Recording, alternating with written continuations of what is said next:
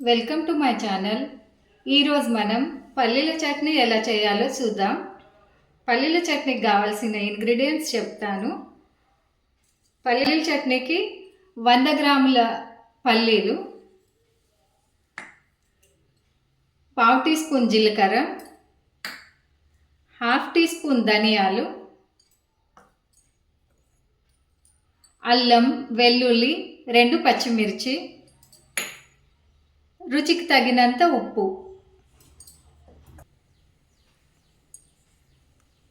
పల్లీలు వేయించుకుందాం.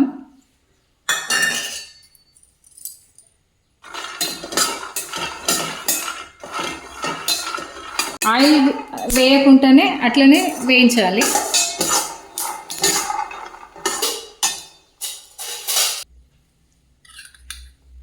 పావు టీ స్పూన్ జీలకర్ర,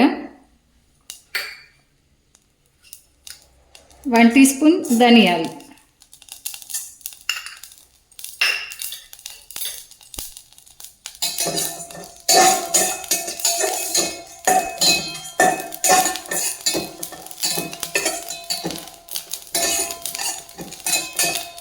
ధనియాలు జీలకర్ర వేగినాయి.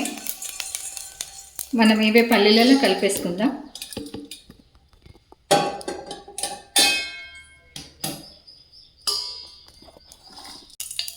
టూ స్పూన్ ఆయిల్ వేసుకుందాం. ఆయిల్ వేడైన తర్వాత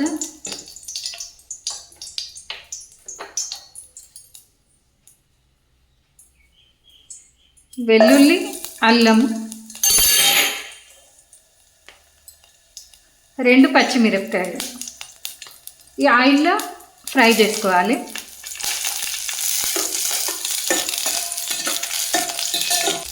ఆయిల్లో మిర్చి బాగా ఫ్రై అవ్వాలి. ఫ్రై అయితే మిర్చి టేస్ట్ అన్నది తెలియదు, ఘాటు ఘాటు రాదు. చట్నీ తినేటప్పుడు చట్నీ బాగా కమ్మగా వస్తుంది.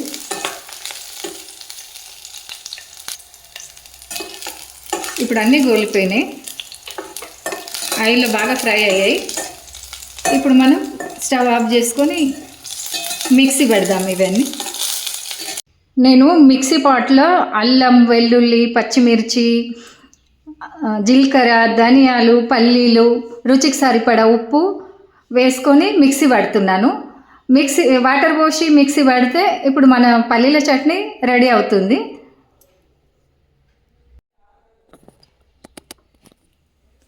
పల్లీల చట్నీ మిక్సీ పట్టేశాను. ఇప్పుడు మనం ఆ చట్నీలోకి తాలింపు వేసుకుందాం. తాలింపుకి ఆయిల్ పోస్తున్నాను.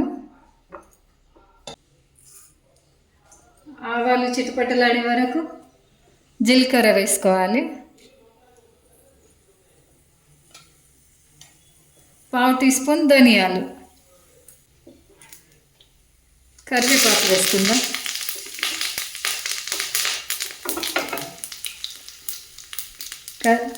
కరివేపాకు, ధనియాలు, జీలకర్ర బాగా వేగినాయి, ఆవాలు చిటపటలాడుతున్నాయి.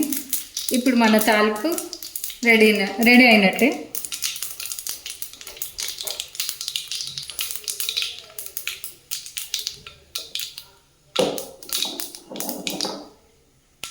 ఈ తాలింపును పల్లీల చట్నీలో వేస్తున్నాను.